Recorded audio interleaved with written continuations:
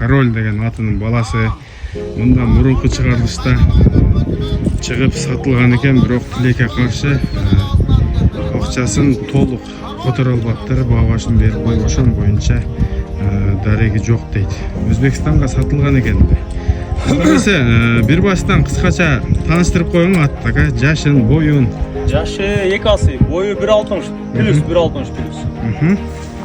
Быйыл айгырдан келди. Өзүмдүн атым баласы. Корольдун баласы. Видеолорун яса киргизип койгон. Саттым болчу өзү.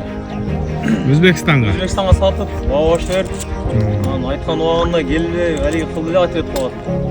Кайра ошол саткан булга сатам деп ошол баа киргизип. 230 миң деп чыгарган элеңиз, 80 миң сомго саттым эле. Биринчи жолу ат кылтагам атын бериши депчи. Баа баш берип коюп